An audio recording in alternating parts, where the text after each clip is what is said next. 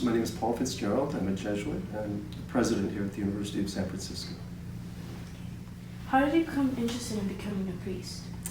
When I was at Santa Clara, I met some of the Jesuits. I had some Jesuits as professors, and I was intrigued. I was really interested in their lifestyle, in the way they could be really present to the students in a different way, a complementary way from the lay faculty.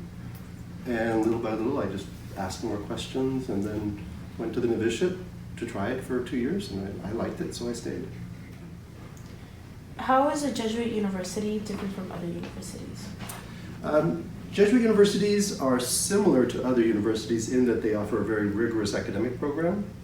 But then what's kind of particular and distinct about a Jesuit university is the spiritual exercises of St. Ignatius of Loyola, the founder of the Jesuits, really inform how we help our students to really gain their own internal moral compass, to really gain a deep sense of confidence that they can discern what's the good and true and right way forward for each person.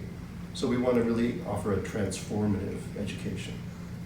In your opinion, how do Catholic schools and universities benefit children and the greater community?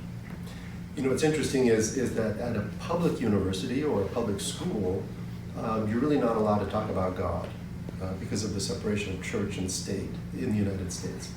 At a Catholic school, you can talk about science and history and poetry and everything, and you can talk about God. You can talk about the faith formation of students, how children gain a deep sense that God cares for them individually. So that's kind of a very special addition that a Catholic education can offer. What did you know before or learn about St. Peter's when you became president of the university? Well, I knew at the time that St. Peter's over many decades has sent some of their students on through high schools and then here to USF. So we have a lot of people who went to both St. Peter's and the University of San Francisco. And then later in their life, are very, very happy with that foundation that they received. But I found out pretty quickly too that our current students go over to St. Peter's and do some tutoring, and they enjoy that very much. They I think, receive as much as they give in the encouragement and just the joy they experience with the students there. And I know too that some of your teachers have gotten their degrees here, so it's a really nice relationship back and forth. The mission of our school is that St. Peter's Catholic School community nurtures the whole child to develop a lifelong passion for learning and to live out the works of mercy. Can you tell us the mission of USF and how it compares to the mission of our school?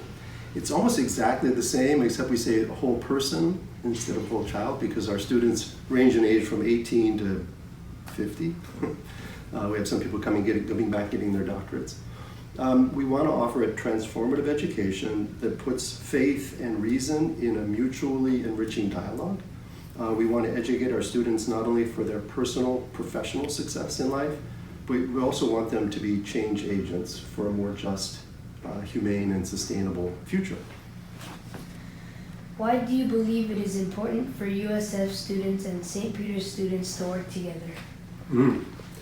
I think it's very important for our students to interact with the students at St. Peter's so that they can recognize their common humanity. We want every person to experience him or her or them or their self as known and loved by God. And it's oftentimes really in service to others that you find your own passion and your own sense of worth.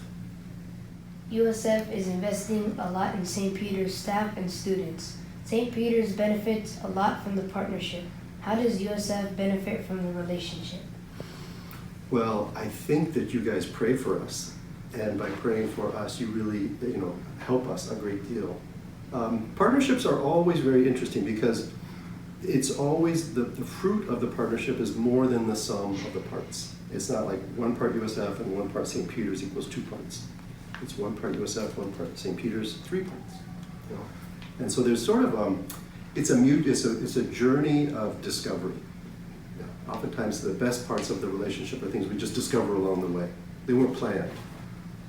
What are your dreams or plans for the partnership between St. Peter's and the University of San Francisco in the future? Well, I would hope that we would continue to invest in the current students at St. Peter's and in the faculty and in the staff. so that they can offer this transformative education to teach the whole child, which means body, mind, and spirit. I also hope that in the future some of the alumni from St. Peter's might find their way here as students. I think that they would enrich our community. Have anything else that you would like to share with the St. Peter's community before we end this interview? I would just like to congratulate all the folks who are being honored at the gala, at the Mass and the gala coming up. And I want to thank all of those alumni of St. Peter's who remain true to the school, who remain long-term supporters. It's one of these things where you pay it forward, right? So the people whose lives were touched by St. Peter's 10, 20, 50 years ago can continue to be grateful for that by investing in the students who are at St. Peter's today.